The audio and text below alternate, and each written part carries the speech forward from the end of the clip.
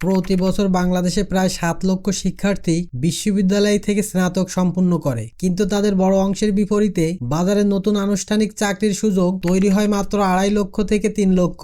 তাহলে কি বাকি সবাই ব্যর্থ, নাকি আমাদের পুরো চিন্তাধারাতেই কোথাও একটা বড় ভুল আছে?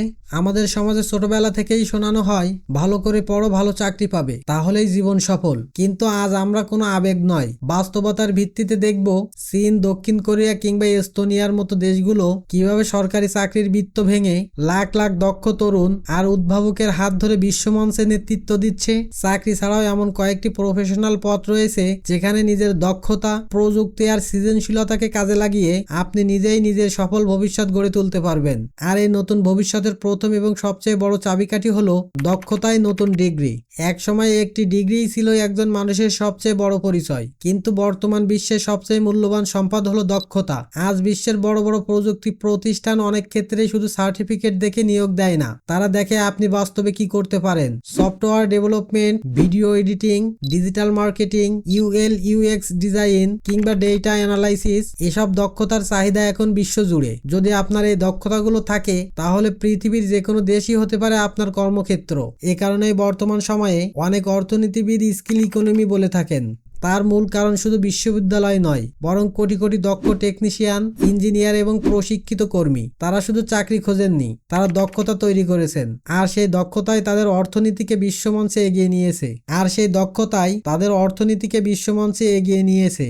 ফ্রিল্যান্সিং, নিজের দক্ষতার বিশ্ববাজার। আজকের পৃথিবীতে অফিস মানেই 4 দেয়ালের একটি ভবন নয়, আপনার একটি ল্যাপটপ এবং ইন্টারনেট সংযোগই হতে পারে আপনার কর্মস্থল। আজ বাংলাদেশের হাজার হাজার তরুণ নিজের ঘর থেকে আমেরিকা, ইউরোপ কিংবা অস্ট্রেলিয়ার ক্লায়েন্টদের সঙ্গে কাজ করছেন।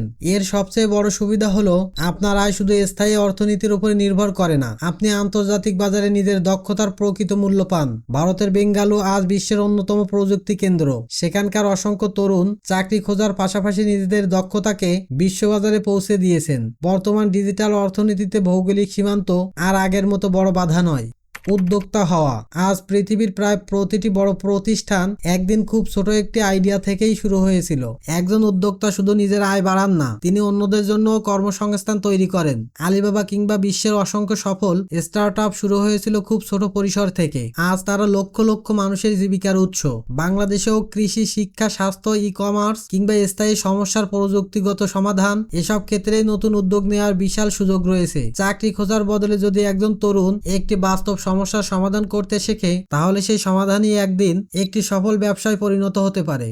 কন্টেন্ট ক্রিয়েশন, জ্ঞানী নতুন সম্পদ। আজ মানুষ শুধু পণ্য কেনে না, মানুষ বিশ্বাসযোগ্য মানুষকেও অনুসরণ করে।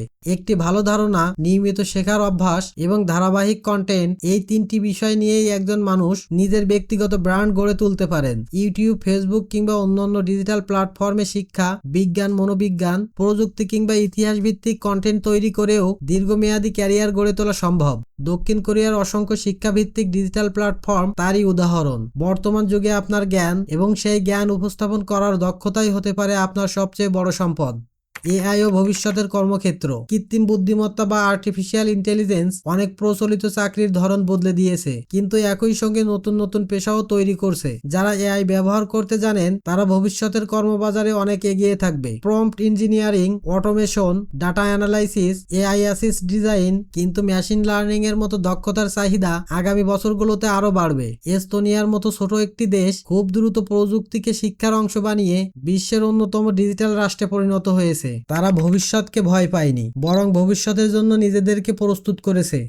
বাস্তবতার মুখোমুখি। তবে এখানে একটি বিষয় পরিষ্কার করা জরুরি, ফ্রিল্যান্সিং, ব্যবসা, কন্টেন্ট ক্রিয়েশন কিংবা এআই কোনোটিই রাতারাতি সফল হওয়া শর্টকাট নয়। সোশ্যাল মিডিয়ায় আমরা প্রায় শুধু সফলতার গল্প দেখি, কিন্তু সেই সফলতার পেছনে বছরের পর বছর ব্যর্থতা, অনুশীলন এবং ধৈর্য লুকিয়ে থাকে। অনেকে মাত্র কয়েক মাস চেষ্টা করে হাল ছেড়ে দেয়, কিন্তু যারা দীর্ঘ সময় ধরে নিজেদের দক্ষতা বিনিয়োগ করেন, নিয়মিত শেখেন এবং ব্যর্থতা থেকে শিক্ষা নেন, সফল হওয়ার সম্ভাবনা শেষ পর্যন্ত তাদেরই বেশি। সবশেষে একটি বিষয় পরিষ্কার করা দরকার, চাকরি করা ভুল নয়। চাকরি অবশ্যই সম্মানজনক একটি পেশা, কিন্তু সেটিই সফলতার একমাত্র উপায় নয়। ভবিষ্যতে এগিয়ে থাকবে তারাই যারা শেখার ক্ষমতা, দক্ষতা ও সমস্যা সমাধানের ক্ষমতা গড়ে তুলবে। তাই সুযোগের অপেক্ষায় নয়, এমন দক্ষতা তৈরি করুন যার মূল্য পৃথিবীর যে কোনো প্রান্তে থাকবে। ভিডিওটি ভালো লাগলে একটি লাইক দিন এবং সাবস্ক্রাইব করে পাশে থাকা বেল আইকনটি অবশ্যই প্রেস করে রাখুন, এবং আপনার ব্যক্তিগত মতামত অবশ্যই কমেন্ট বক্সে লিখে যাবেন।